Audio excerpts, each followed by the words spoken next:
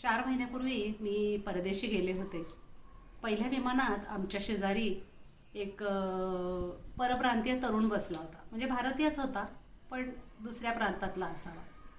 आणि कंटिन्युअस झोपला होता. मी आणि माझी मुलगी खूप हसलो.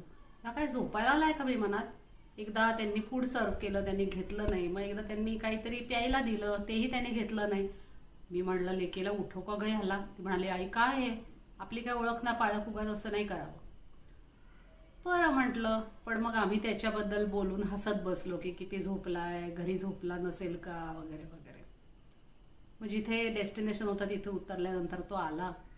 म्हणजे आमच्या दिशेने आला. मी म्हटलं, बाई गं हा काय म्हणतोय? तर तो त्याने मला सांगितलं, मॅम मी अर्थातच इंग्लिशमध्ये, मॅम मी मुंबईत राहतो आणि मूळ प्रांत हा आहे माझा, पण मला काही मराठी बोलता येत नाही. पण तुम्ही काय बोलता ते सगळं मला समजत होतं. मग काय, ही संधी कोण सोडणार? मग त्याची चांगल्या 10 मिनिटं गप्पा मारल्या, ज्याच्यात मी मराठीत आणि तो त्याला जमेल तसं हिंदी इंग्लिशमध्ये उत्तर देत होता. मज्जा आली. पण माझ्या मराठीचे त्याच्या कानावर 4 शब्द पडले, याचा खूप आनंद झाला. पुढच्या विमानात बसलो तर एक फिलिपिन्सचे गृहस्थ शेजारी येऊन बसले. तेही झोपलेले. आम्ही म्हणलं, काय बाई आमचे शेजारी सगळे झोपाळूच आहेत, जागे नाहीत, काय नाही, खात नाहीत, पित नाहीत. पण मग आम्ही खूप हसलो. त्याचं पहिलं जेवण मिस झालं, त्याचं ड्रिंक मिस झालं, सगळं मिस झालं. पुढचं मील आलं तेव्हा मी त्याला उठवलं. म्हटलं, प्लीज स्टे अवेक, की तुम्ही पहिलं जेवण मिस केलं तर आता तरी मिस करू नका. आणि मग तो थोडा वेळ जागा होता आणि ऐकत होता आम्ही दोघी काय बोलतो ते. निश्चितच त्याला काही कळत नव्हतं. पण मग उतरण्याची म्हणजे सांगितलं की आता 800-900 किलोमीटरच उरलंय अंतर.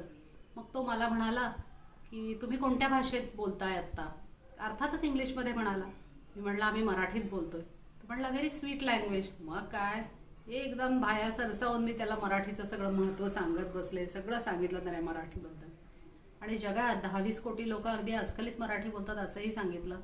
मग तो म्हणाला की मला पण शिकायची आहे मराठी, कसं शिकता येईल? तर मी त्याला म्हटलं, अरे तुझ्या कंपनीमध्ये काही महाराष्ट्रातली इंडियन मुलं असतील तर त्यांना विचार आणि त्यांच्याकडून शिक. पण ही संधी कशी सोडीन मी? मी त्याला व्हॉट इज युअर नेम, तुमचं नाव काय, हे शिकवलंच. आणि त्याच्याकडनं 2-3दा म्हणूनही घेतलं. म्हणजे मराठीचा प्रचार आणि प्रसार करण्याची एकही संधी आम्ही दवडत नाही. तुम्ही काय काय करता मराठीसाठी सांगा बरं कॉमेंट्समध्ये. आपण चर्चा करूया आणि मजा करूया. नक्की नक्की सांगा. धन्यवाद.